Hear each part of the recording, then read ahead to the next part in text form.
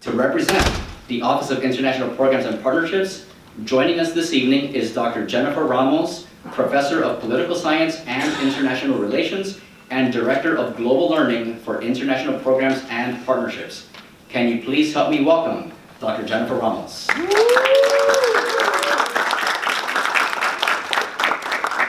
Hey, good evening, everybody. I think this is our fourth co-sponsored event this year, so I think that's a record for us. We usually do two. So I'm really excited to be here representing the Office of International Programs and Partnerships and honoring Dr. Sean Dempsey. I'd like to thank the library colleagues for all the work that they do to put on these events. It's not trivial, and it's been lovely to partner with you all. As for this evening, Faculty Pub Night, we come together to celebrate our phenomenal faculty author, Father Sean, whose work connects directly with our office, International Programs and Partnerships, and the 17 United Nations Sustainable Goals that LMU has adopted to guide our work. The global goals are a universal call to action to end poverty, protect the planet, and ensure that all people enjoy peace and prosperity. And if you haven't seen it already, you'll see below we have some student artists who have interpreted each of those goals on the first floor by the library stairs. That was a partnership with CFA, with Professor Kirkpatrick and his students. They're amazing, so take time to check that out too. So today, for Father Sean's book, City of Dignity, Christianity, Liberalism, and the Making of Global Los Angeles, which, by the way, we have signed copies that we'll be giving out to student questions today. This is a perfect example of research that engages with the SDG global goals right here at home, from SDG 10, Reduce Inequalities, to SDG 16, Peace, Justice, and Strong Institutions. Father Sean's work highlights these goals in action and reminds us the value of history to inform our path forward. Father Sean brings new historical insights that link Christian liberalism to progressive movements that continue to seek to advance peace and justice here in our global city. So thank you for allowing us to partner on this event today. I'd like to then turn now to one of Father Sean's colleagues in the history department, Dr. Nigel Rabb. Dr. Rabb focuses on Russia, the Soviet Union, civil society, natural disasters, and a number of other things. So his current book that he's working on is Humanistic Reflections on Digital Time, and I'd like to welcome you to the podium. Thanks, Nigel. Thank you very much. It's a pleasure to be here for Professor Dempsey's Pub Night. And it's my pleasure to introduce Sean Dempsey, Associate Professor and Chair of the History Department. He is also a member of the USA West Province of the Jesuits, thus uniquely qualified to speak of the issues at hand. He did his doctoral studies in history at the University of Pennsylvania, and his research focuses on 20th century US history with particular emphasis on religious and urban history. Next year, he has been named as the Gasson Chair at Boston College, a visiting professor for Jesuit scholars. Tonight, he'll be talking to us about his recent monograph, City of Dignity, Christianity, Liberalism, and the Making of Global Los Angeles, published by none other than, very good press, the University of Chicago Press. The book examines the role of liberal Christian leaders in shaping the moral and political culture of Los Angeles. Since, and I think this is our luck at LMU, we are sitting with a beautiful view of the city of Los Angeles over there, and the book predominantly has Los Angeles in the title, we might think that Professor Dempsey's talk is just about Los Angeles. Yet, the word global is also in the title. But it is not only Los Angeles which is global, but the scholarly impact or application of Professor Dempsey's research is global as well. And I just want to briefly, very briefly, position the book in a global context to understand the broader ramifications of this book. It is more than just a work on Los Angeles. The themes inside the book treat the development of civil society, something I've written about, a common research approach amongst historians. In the world of Russian studies, research on civil society bloomed in the 1990s and was designed to encourage the growth of a democratic society. And I think this is a theme you see in Professor Dempsey's work. In most cases, however, almost predominantly, works on civil society and non-governmental organizations focus on secular matters. They bypass the religious contribution to society. And so I think here there's a much For any historian, whether it's Germany, France, Japan, India working on civil society, there's a message and a story here. That secular tendency happens in part because the two main theorists behind civil society envisioned it as a secular phenomenon. We forget, however, that some of the earliest writers on civil society came from a religious milieu. Richard Hooker, a teacher at Oxford in the 16th century, presented his listeners with a religious form of civil society. And Professor Dempsey's book reminds us that civil society is not just a secular phenomenon. The other aspect of the book, it really encouraged us to dig out global examples of a progressive narrative amongst church officials. So for example, in Western Germany in the 1970s, church leaders led the way against nuclear weaponry and challenged NATO's desire to expand its arsenal. When you read Dempsey's book globally, you also have a better way to think about the role of the church in Russia and Ukraine. A subcontext in that war is the battle between the Russian and Ukrainian Orthodox churches. In Russia, the church has bonded itself to the state, a perilous approach, whereas the Ukrainian church has been much more progressive in pursuing the progressive politics Professor Dempsey describes. In other words, if you're interested in Ukrainian church activity, a good framework is provided by Professor Dempsey's book. His book helps us understand these progressive religious movements wherever in the world they may be. So, with this global perspective floating somewhere in our minds, please join me in welcoming Professor Dempsey for a fascinating perspective on the history of Los Angeles.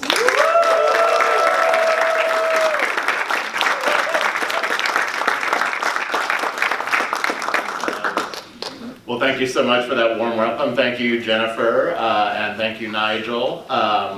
I sometimes have an out-of-body experience with these things. Are they talking about me? So I'd like to just share a little bit with you, not only about the content of City of Dignity, but also to talk a little bit about my thought process and kind of putting the project together. And it's a little unusual to work on a book project for so long, have it come out, and then like sort of still be talking about it. So as I was rereading passages to prepare for this talk, I said, oh, who wrote that? That's a good point. At some point that was in my brain, but like it's not necessarily all in my brain still, so I apologize if I'm not as up on it as some of you might be. It's also a funny project for me to talk about here at home base, so to speak, because it is about social justice, religion, and Los Angeles. And there are always many people around me who I feel know more and have lived more of that story than I possibly ever could have. So apologies in advance for anything that's left out. One of the fun things I've learned over the course of this couple of years since the book came out is just how much I missed. And that's not a criticism, it's just how rich these movements were. And far too many to sort of capture in any one manuscript. But I think what I have presented here gives us kind of an idea of a different narrative of Los Angeles. As Nigel very generously said, this work speaks to more than Los Angeles, and I'm very happy that he pointed that out. But it is also, in very important ways, about Los Angeles itself, a city that often has a quite negative or even dystopian narrative kind of surrounding it. I'm a big admirer of Mike Davis, recently passed. But I think his work often frames Los Angeles as a kind of a representative of everything that's wrong and unjust about the modern world in the last several decades. And so this is a little bit of a counter narrative to that, and hopefully one that's a little more not only grounded in the reality of Los Angeles, but maybe offers some hope for Los Angeles's future. So just a few things about the book. I won't dwell too long on this. Part of my thinking about the book was, when I was working on this as a graduate student, there was a lot of historiography coming out about the religious right for very good reasons, right? And so Darren Dochuk, a historian at Notre Dame, had come out with his book From Bible Belt to Sun Belt about Southern California's role in the rise of evangelical conservatism and the religious right in the 20th century. But I wanted to sort of tell a little bit of a different story. That Los Angeles has also been home to much more progressive Christian movements. And I'm kind of arguing that Christian groups, liberal, moderate, etc. I'll talk about my terminology in a bit because it does get a little confusing, as my students know from my religion and politics class. I'll say what I mean by liberal and by Christian. How they shaped post-war LA, and really the liberalism that I'm getting at in this book, to some degree, is theological or religious liberalism, but I'm also talking about how these groups kind of help set and shape a post-war political agenda in basically liberal cities, liberally governed cities like Los Angeles. So much of this work takes place during the long mayoralty of Tom Bradley, who only intermittently appears in the book. But the general political landscape of Los Angeles is, post-World War II, Cold War era liberalism politically. And how did these faith communities that were, you could say, more aligned with that point of view, how did they help shape the political culture, the political agenda of LA through these post-World War II decades? So why did I call it City of Dignity? Everyone always says, oh, it's because you're Catholic, and dignity is the foundation of Catholic social teaching, human dignity. Yes, but I was also hoping to call it City of Dignity because I think the concept of dignity, especially in the post-World War II years, was one shared by a lot of religious institutions, especially those that had more of a global or international footprint. So the Catholic Church, certainly, but also mainline Protestant denominations, members of the World Council of Churches, employed the language of dignity and human rights frequently when they sort of promulgated their teaching on a social or political issue. Black churches used it, of course, and Martin Luther King extensively used the concept of dignity in arguing for civil rights. So I do feel that this idea of human dignity, yes, it does have some important Catholic roots that we might talk about in the Q&A. But it was one that at least was rhetorically shared by many of the groups, really all of the groups that I studied for this particular project. City of Dignity had sort of real live ramifications, you might say.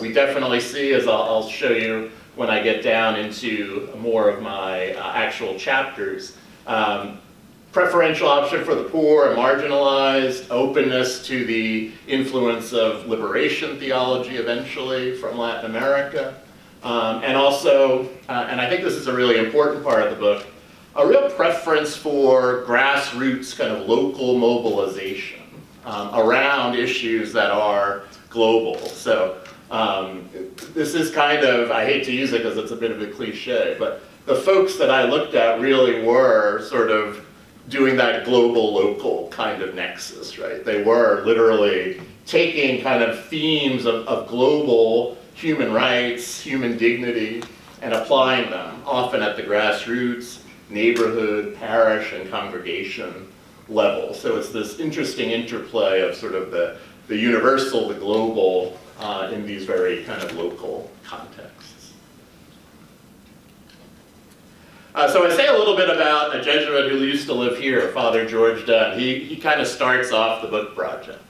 And he's a fascinating figure. I think he was a bit of a character. Some of the Jesuits here would have known him. He wrote a great autobiography called King's Pawn, which he wrote in this Jesuit community here, I believe. And it's all about his life. And he begins as a missionary in China, what was then the California province of the Jesuits used to send missionaries to China in those days. When he comes back from China, really in the middle of the 20th century, he basically has this message for the United States and for the church. And basically he's responding to the fall of China to communists and the persecution of Christians there. And those developments for many church leaders led them in more conservative, very, very anti-communist points of view. Dunn was different. Dunn was kind of a political liberal, a supporter of the New Deal. And he comes back from China basically with a message that the church really needs to tackle things like civil rights and racial justice to have a message that can penetrate in this modern world, given his experiences internationally. So he's kind of famous. He wrote extensively. He calls segregation a sin against charity. He wasn't the first Catholic leader to do that, but he really made what you might say the spatial reality of racial discrimination at the forefront of his own kind of Catholic social action, you might say. And in that chapter, I expand on a play that he wrote called Trial by Fire. And Trial by Fire was a play that he wrote in response to a real incident. The Short family was an African-American family that moved into a neighborhood in Fontana, out east here, and their house was firebombed and several members of the family killed in an act of racial violence and terrorism, really. Dunn decides that this is a great venue to kind of publicize the violence and reality of racial injustice in Southern California. So he actually writes a play called Trial by Fire that's performed throughout the country, not just here locally. And it kind of raises this broader awareness of the need for civil rights, not only in Southern California, but in the nation. The reason I begin this particular book with him, I could have easily sort of then continued the civil rights story. But I was really captivated by the ways in which Dunn's international experience and perspective, right? The time he spent in China, the time he spent thinking almost strategically and geopolitically about what the church could do, what the United States needs to do. And it translates to this emphasis on the dignity of all people, the sin against charity, of segregation. So you can see him, I see him as kind of a forerunner of someone who's bringing this global perspective to bear on more local political and social issues. And of course he would be joined by, of course, black churches, by mainline Protestant churches, and you see this kind of growing chorus, as it were, of more liberal church leaders advocating for civil rights, especially through the 1950s and 1960s. And there's George Dunn there in his later years. I recommend King's Paw. It's a good book. So. And hopefully it didn't make up too much of it because I used it as if it were true. So, so then the book kind of takes us on kind of a whirlwind tour, as it were, of major events in Los Angeles and how, again, more liberal or progressive faith communities, Christian ones anyway, Catholic and Protestant for the most part, were reacting to them. So certainly the Watts uprising of 1965 becomes a kind of wake-up call to many of these churches. It's actually, not to pat churches on the back too much. It's amazing how much churches and church leaders were aware of and speaking out about issues before they boiled over in things like the Watts uprising. It's because they are so engaged locally and in their neighborhoods, they're seeing issues as they develop, right? So you really get an idea that something was coming by the 1960s. So I talk a little bit in this chapter about how the different churches responded to the events of 1965. And what we see here is something I mentioned at the outset of my talk, is a preference for engaging and incentivizing and animating local grassroots efforts, right? The reason I'm emphasizing that is I wind up concluding in the book that this is both blessing and curse for some of these movements. They had a lot of kind of local buy-in and made real change, often at the neighborhood and congregation level. But it was often hard to see how it all kind of cohered on any kind of more regional or statewide or even national level. So I was always mindful of what the religious right is doing at the same time, right? Because they are organizing at those other levels in some ways. And these movements are much more about the local. One fascinating little tidbit from that chapter, and I won't go too deeply into it, but again, feel free to ask me during Q&A, is that a group of liberal Protestants who are very active in their various churches actually sort of took over, in a sense, not hostily, but they took over city planning in Los Angeles for a while, and they actually released a plan for the future of Los Angeles that was sort of based on like social gospel or more progressive Christian values, right? And it's actually remarkable to read. It was not implemented, but it came close, and it's a real reflection on a couple of things that I think we might easily forget. One is how much influence leaders of institutional churches still had in this period, right? It was very common to read church leaders in the opinion columns, read about their activities in the newspaper. This is when the LA Times was still covering religion. No comment. But it's remarkable how much influence they had, so much that in the aftermath of Watts, there's this attempt to really reshape the city and use the levers of power to reshape the city on what we might think of as Christian social justice kind of grounds. So it's kind of an interesting moment in this story, and probably represents a kind of high watermark for especially the influence of the mainline Protestant leadership in Los Angeles. And so I kind of characterize that as a sense of a shift from the pulpit to now we see these leaders actually, engaging with specific policy changes, whether that's especially on housing or zoning or things like that. So I should point out that this project began very much as a work of urban history, so this is probably the wonkiest chapter. I really get into the city planning part of it. I know some people love that, others not as much. But, so then we kind of move along, and again, the common theme here is this grassroots organizing kind of from below, that you might say. Black churches kind of doing a Christian version of Black power at this time.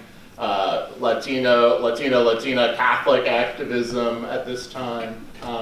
And we also see the rise of LGBTQ plus, to use our own terminology, Christian communities. Troy Perry is founding the Metropolitan Community Church in the early 1970s here in Los Angeles, who's a fascinating figure who's technically an evangelical Christian theologically, but sort of is more of a partner with the more liberal or progressive church communities in his own ministry.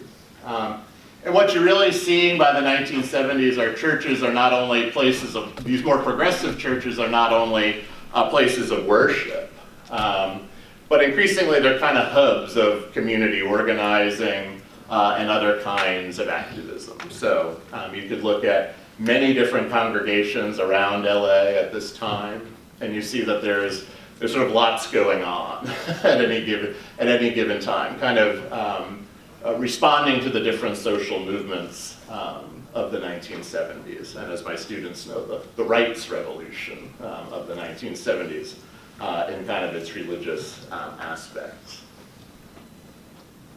I say a little bit about, I know I'm racing kind of ahead, but I'll make the transition here before I talk about the sanctuary movement. What I kind of argue in the book is that those earlier periods of organizing and activating the grassroots and attention to urban issues and social justice concerns, that are informed again by both global and kind of local concerns. That's really going to be the platform from which we see a real explosion of activism in the 1980s specifically. And the biggest point of activism in the 1980s is around immigration and the refugee crisis.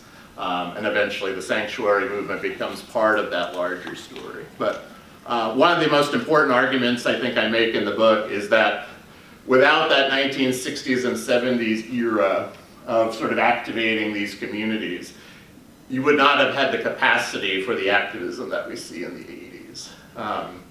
And the reason I emphasize it is because oftentimes the 80s are sort of seen as, well, it was the Reagan era, it was conservative.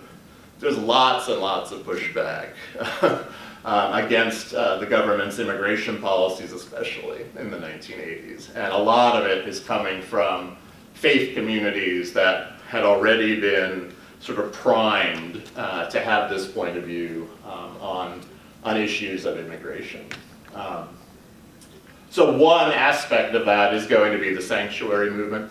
Los Angeles was not the first city to see the sanctuary movement. It really grows in a few different, but eventually with the sheer number of refugees coming from El Salvador by the late 1970s and 1980s, most of which are arriving in Los Angeles, you see churches becoming sanctuaries.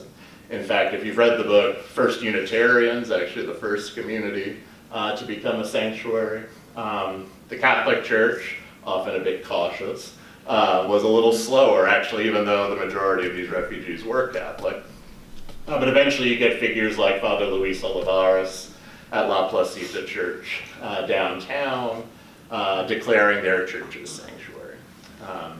So I think this is sometimes when you work a long time on a book, you just take for granted this kind of thing. But a couple of years ago, I was on a panel about the sanctuary movement, which of course is still a movement. And I was giving a little historical background about the sanctuary movement and talking about how its roots in various faith communities here around town. And these current activists knew nothing about that. They thought it was a completely secular movement these days. And I said, well, if you think about it, the word sanctuary is kind of a religious term. I was trying to be nice. I mean, and they're doing great work, but they should read my book. No. So there's lots of influential figures involved in this movement. I highlighted a few folks in this particular book. But I do think it's important to learn that sanctuary cities are of course a hot button political issue these days. But it is these faith communities, as many of you here I think know, or maybe even participate in. These faith communities push cities like Los Angeles to become so-called sanctuary cities. And why? Because of their global perspective on migration and the dignity of migrants, right? So I often say, I don't want to put too fine a point on it, but immigration and being in favor of rights for immigrants was not always a progressive or liberal ideal. It is really more liberal faith communities that put this issue at the forefront of, and it becomes sort of part of liberal urban politics, I think, in a way that it would not be true had these faith communities not sort of led the way, right? So that's something we can explore more in the Q&A if you like. But I think it's one of the central kind of interventions I'm making there. And there's Luis Olivares at La Placita downtown. So again, this is kind of repeating what I just said, but yeah, this local activism is increasingly inspired by global theology. So not only do you have churches being declared sanctuary, but you have religious leaders, Catholic and mainline Protestant, invoking things like liberation theology in their defense of immigrant communities, right? So you get this kind of coming together of actual people fleeing civil war in places like El Salvador, and kind of the moral language of dignity and liberation kind of being invoked publicly in the pages of the LA Times and in sermons and pulpits, etc. And again, I really do think it's faith communities, certain faith communities, that really helped reshape immigration discourse, at least as an urban political issue. So we eventually get to, it's kind of funny, I shouldn't admit this, but when I was conceiving of this project, I was like, well, where do I want to eventually get to? And maybe because I'm a Jesuit of this province, I eventually wanted to get to Homeboy Industries. Because, not because, yay, Greg Boyle, but yeah, I do think yay, Greg Boyle, but it's more because he represents, I think, Homeboy Industries, I should say, not he personally necessarily. It's the culmination of a lot of the things I was studying, right? So how do we go from the community organizing of the 1960s and 70s, and how do we go from the immigrant rights movement, and how do we go from sanctuary, and how does that all sort of wind up at Homeboy Industries, which, whether you agree with him or not, is probably like the most prominent faith-based organization in LA, right? It's the one everyone knows, I think, even if they have no interest in religion, right? So how did we sort of get there? And that story I found has a lot of hope in it, but it's also real questions for us to kind of wrestle with politically, religiously as well. Because ultimately, what is Homeboy Industries? It's a faith-based jobs training program. But the shadow side of that is, why do we need a sort of church-affiliated, well, it's not officially church-affiliated, but church-inspired agency like Homeboy Industries? It's because by the 1990s, the government is retreating from providing those kinds of services, right? So we're squarely in the realm of neoliberal governance, more market-oriented solutions, the rise in public-private partnerships that were being encouraged, especially by Republican administrations throughout this time period, right? And so what we're seeing is faith communities and faith-based organizations like trying to fill in those gaps, right? And of course, never able to do it at the scale necessary, right? So the depressing part for me is like you see these groups continuing to fight the good fight, but against sort of increasing odds, and difficulties, right? As government retreats, as kind of market solutions become more popular. And just think of, in the wake of the 1992 uprising, Rebuild LA was very much led by business people, right? That's how Los Angeles was going to rebuild after 1992, was not with the effort of government or other kinds of organizations of the state, but rather the market was going to somehow provide solutions. And I think works like Homeboy tried to sort of step into that breach, right? And say, no, we need to be giving people who are economically, racially, et cetera, marginalized hope in this city. So what did these kinds of folks achieve ultimately? This is a partial list. Obviously, they advocated human rights. Support for immigrants and refugees, I think, is a lasting legacy. And again, I do think that they informed what we tend to think about urban liberal government, right? That it's going to be inclusive of the LGBTQ plus community, it's going to be inclusive of immigrants, it's going to be in favor of diversity and civil rights, right? So a lot of these things were informed by this period and these particular faith communities. Again, not to the exclusion of other influences, just to be clear.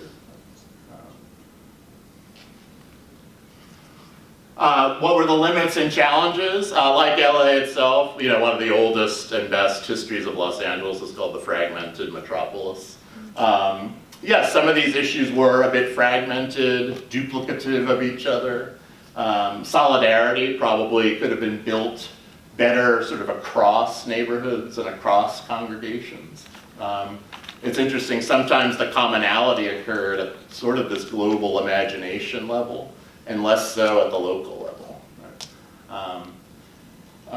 There's always a tension in my book between the influence of clergy and sort of official leadership and lay participation, right?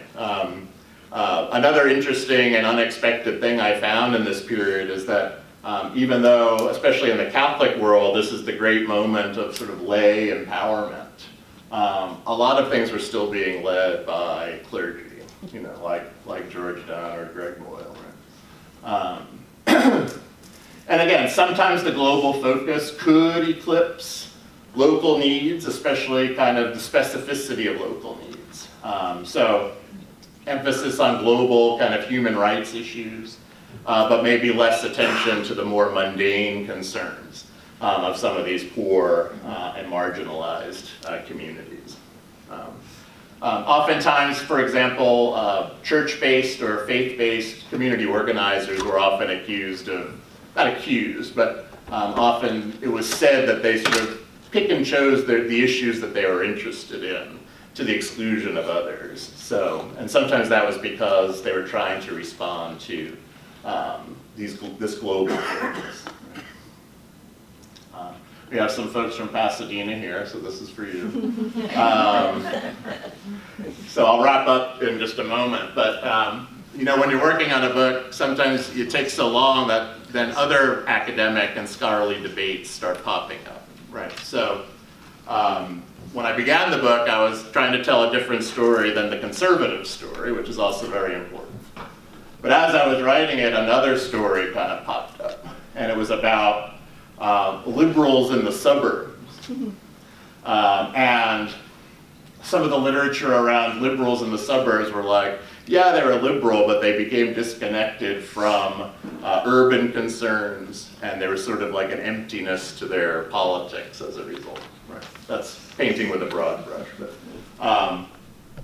a lot of these movements, organizations, communities were very informed by suburban Southern Californians, I'll put it that way. So this complicates the narrative that these folks were not doing anything or, you know, kind of sitting on their hands while cities kind of went, you know, declined. There's a lot of religious-based activism. And so they're not all individualistic. That's one of the knocks in this more recent literature about suburban liberalism. So anyway, that's my little, that probably means nothing to anyone but like one person here, but that's, that's why it's in the book. So finally, you know, going forward, Los Angeles is a global city. I think churches tried to challenge the market logic of the neoliberal governance model, tried to create a moral language to resist this, and really offered, and maybe this is a good place to end rather than the last slide, I think offered a different vision of what being a global city ultimately meant. So maybe that's the thought we can end on before Q&A. So this will reveal something about my personality. I've been lucky to get some nice reviews of my book. I got one really bad one. And the one really bad one, of course that's the one most in my head. The one really bad one basically said, well, you know, in what sense did religion really contribute to making Los Angeles a global city? Because this reviewer had this idea of globalization as a very negative neoliberal kind of development, right? This is the retreat of government, the decline of the welfare state, the imposition of market logic. And was this really a counterpoint to that?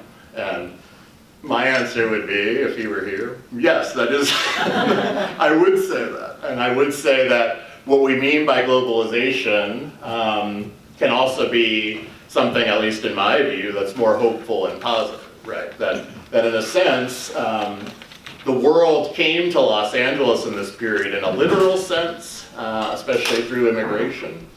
But in a way, through the kind of globally aware social activism of these faith communities, in a sense, that's the world and the world's concerns coming to Los Angeles as well. So it's a different way of imagining globalization that includes the religious, as Nigel, Professor Rob was saying earlier, how religion informs civil society, but also how religion continues to inform what we mean by the global. And so, despite all of its challenges and problems, I still think that Los Angeles remains a great example of a global city in ways that are challenging, but also in ways that maybe many of us who decided to come to a talk with this topic will find hopeful. So, thank you very much.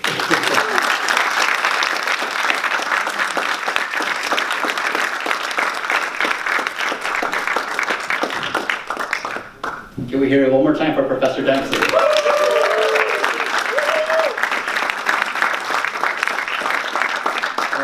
So now we're going to move on to the Q&A segment of our event. So once again, just a kind reminder that we are video recording that event, and because of that reason, we're going to kindly ask that folks please use a microphone stand to either side of the room.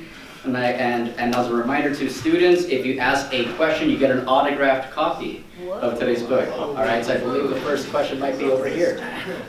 And there's your book.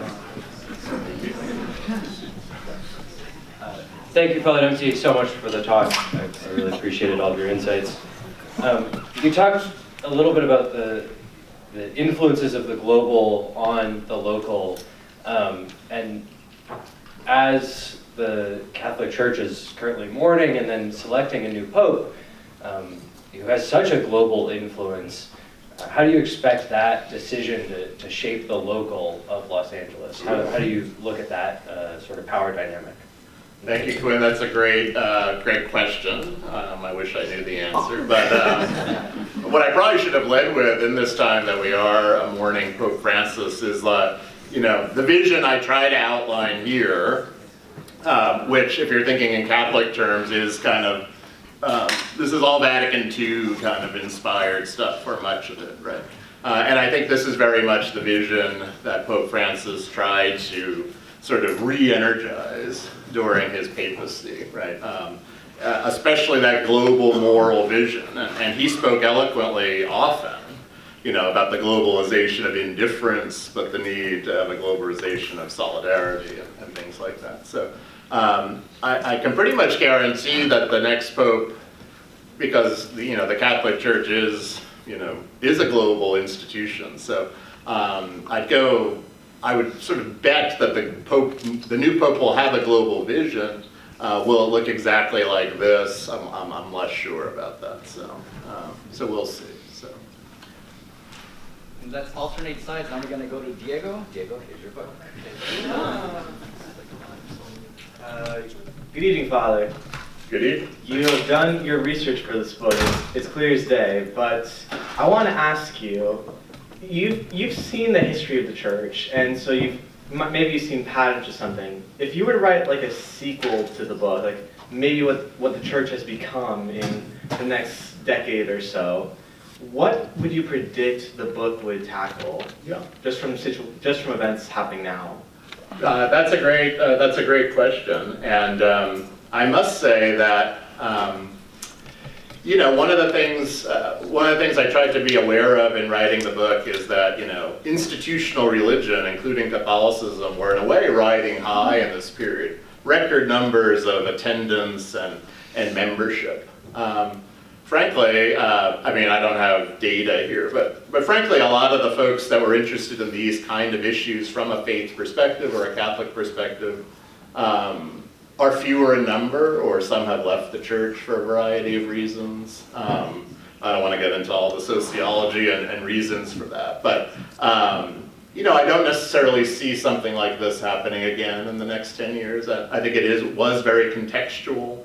And it was responding to a particular kind of historical moment. So I think the next 10 years, whether we agree or disagree with some of these folks' emphasis, I think it's going to look very different, both within Catholicism and within Christianity in general.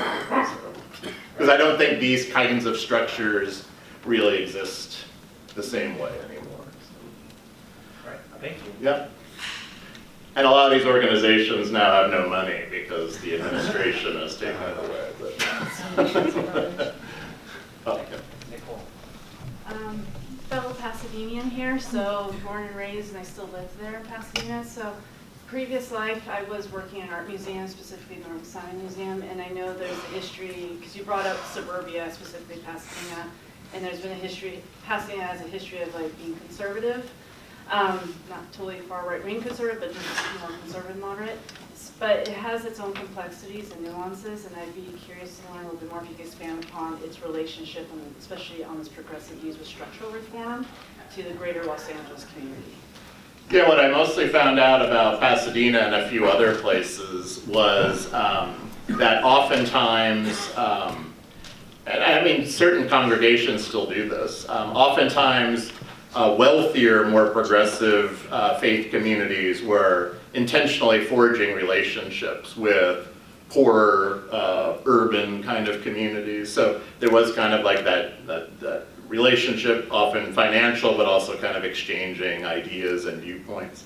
Especially around the issue of El Salvador, this was really galvanizing because not only were these more liberal congregations, partnering, but they were active. Like they were showing up at the courthouse to protest the deportations, and they were going to the airport to stop the flights from leaving LAX. So, so that was even, beyond the institutional. I think you see that quite often. So I don't have this idea fully fleshed out. Maybe it's for the next book, but I'm interested in how churches especially were kind of bridges between this urban-suburban divide and between, say wealthier liberals, which are being written about a lot, and these urban communities. So I think there's a story there, I just don't have it all yet, but thank you for your question.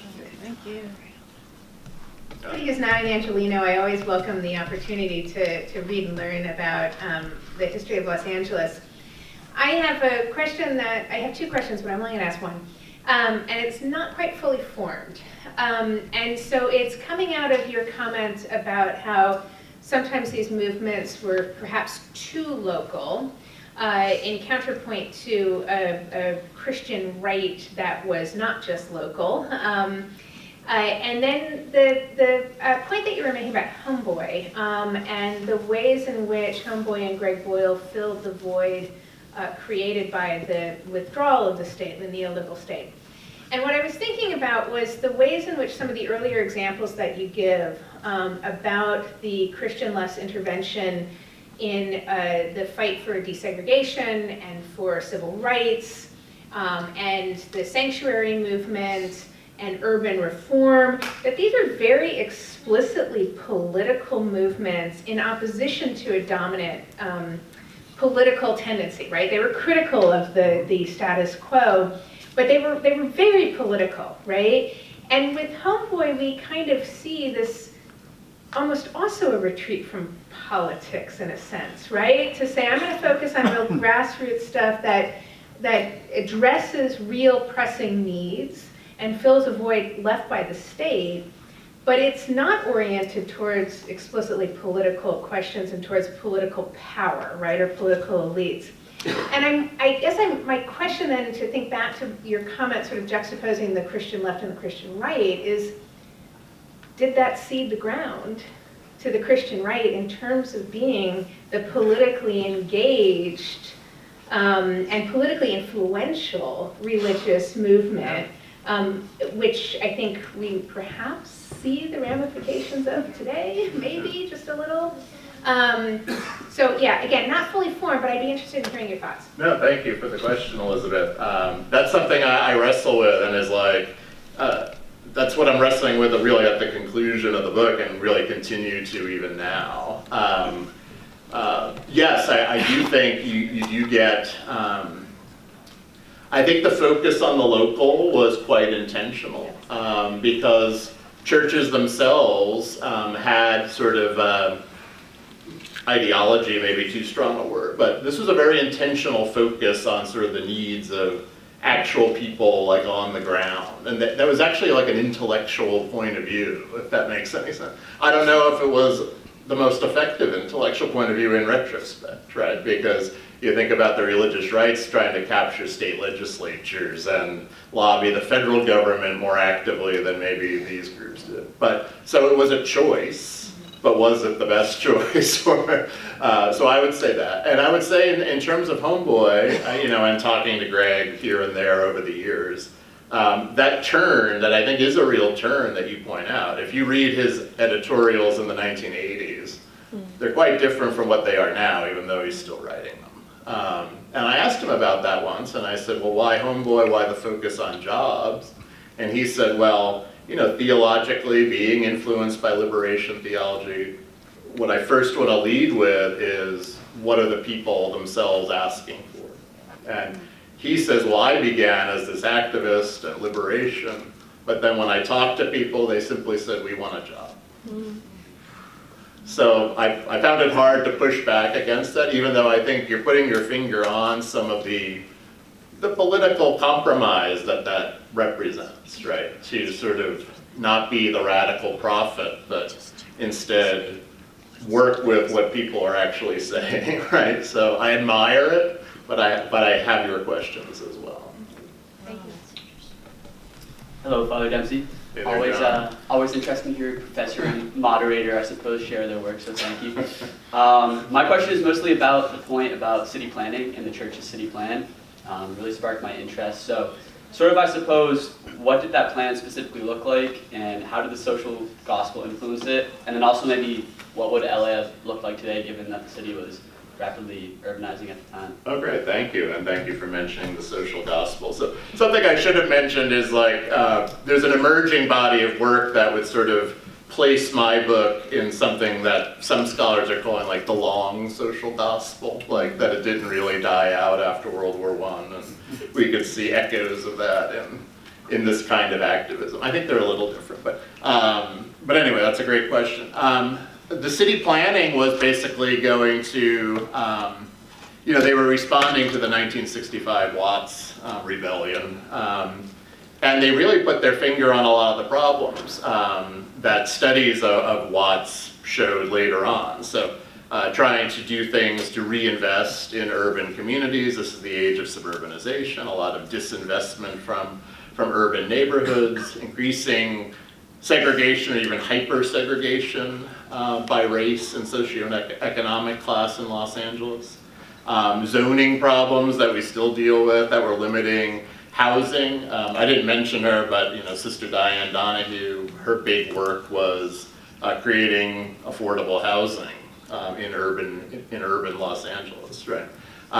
So that plan was to try to do that at scale, you know, actually change how the city planned for its future and its master plan. So it would have involved, you know, better, you know, they're not necessarily religious things, but it's things like better transportation, more jobs, you know, zoning that allowed poor people to at least rent or own a home or an apartment, right? So it was nothing earth-shattering, but it was a way of trying to implement those goals, those social gospel-inspired goals, kind of at the level of the city's master plan. So, you know, had it been implemented, I'm sure LA would be an even greater city today than it is, but it was not. It got caught up in a lot of resistance that you can read about in the book. But thank you for your question.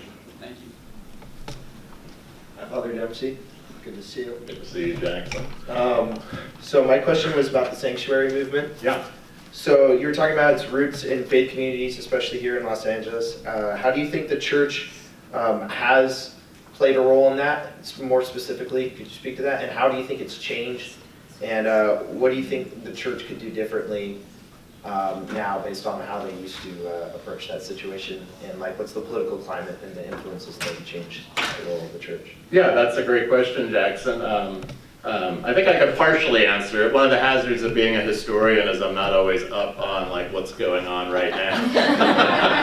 I know there is a sanctuary movement. I think it's largely secular for a variety of reasons at the moment. You know, if you look back at the 1980s, I don't think the situation, first of all, for those of you too young, in the 1980s, the Reagan administration basically was denying the refugee status of a lot of the migrants from El Salvador because they were supporting the government. What was then the INS, which would be ICE today, was very aggressive in trying to deport people. So this is not brand new stuff that we're seeing, unfortunately. What was different was, I think, at this time, and I think it is a product of these churches and church leadership having real clout, so to speak. You know, they had the power to push back, perhaps more than they feel they do today. Again, I'm speculating there because, again, I'm not fully aware of the situation. But I think what we're seeing right now around us is reminiscent of what happened in the 80s, and I do sometimes wonder, you know, where is the strong religious pushback against this? And I sometimes think about that myself, you know. Why does it seem harder to speak up right now? Because the issues are not all that different. But, so yes, again, the sanctuary movement exists. I think churches seem more cautious about declaring their actual community to be sanctuary. Some still do. But nowadays it's kind of become more of an activist movement, sort of, that's not solely or even mainly rooted in faith communities. So, thanks for the question. Thank you, Father Dempsey, for talking today. It was really awesome. I really resonated with the comment about like the suburban liberal and like their kind of mental separation, or their physical separation too from, you know, urban liberal movements. And there are a lot of students here today, so I was wondering if there's any way to relate this to like students who may say go to a very, you know, wealthy private institution, and like feelings of separation from maybe their liberal ideas or from maybe their Catholic ideas if they subscribe to like more liberation theology, more ideas of preferential option for the poor and like Vatican II, and like I was just wondering if you had any advice about like moving forward, being in a place such as this, like when those ideas are near and dear to your heart.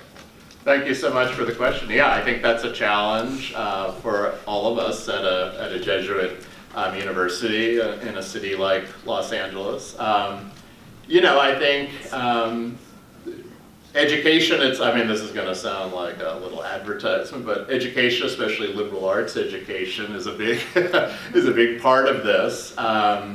You know, I once had a professor when I was an undergrad who said, you know, a lot about being a student is, and he didn't mean this to be negative about all the places we're from, but our education gives us kind of a broader perspective, right? We're no longer simply rooted in that place we're from. We're rooted now in all these great ideas and people we've encountered. So that's my little fervorino for liberal arts education in general.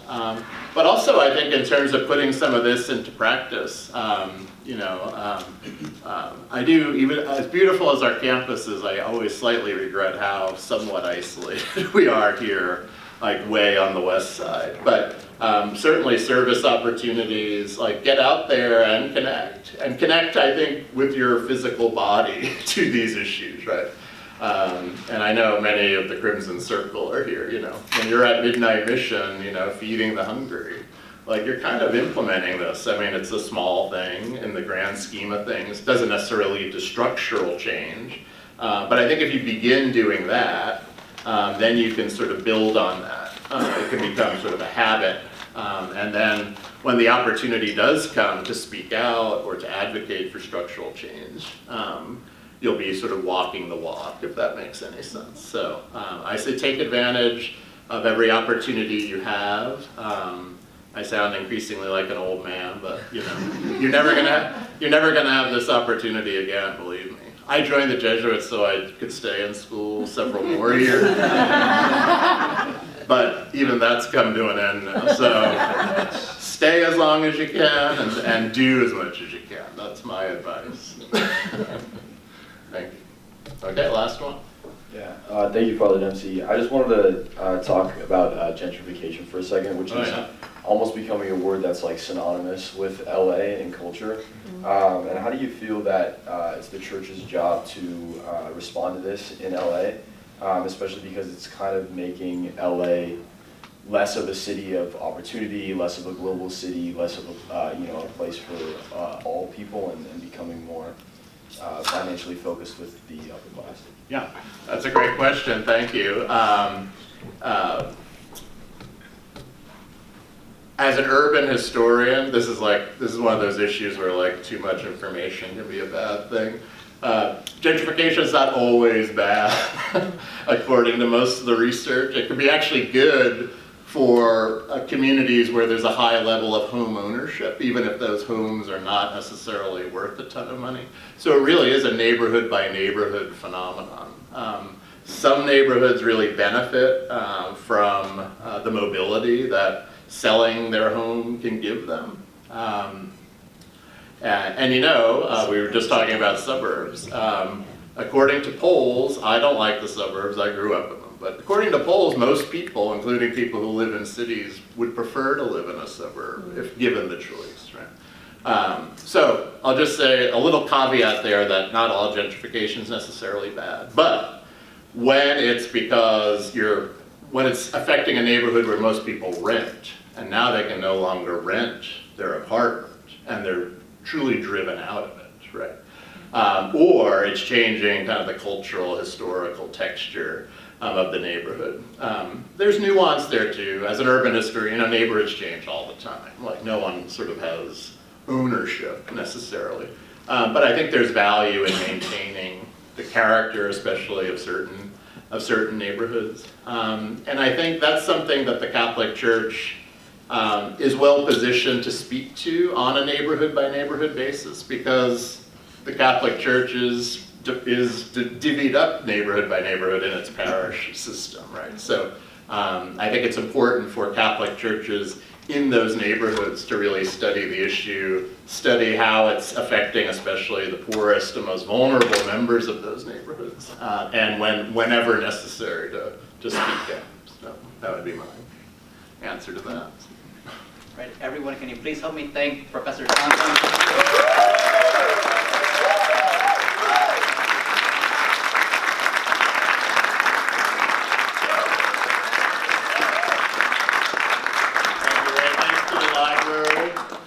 It's kind of weird. I like, when I'm preaching, it's often a much bigger crowd.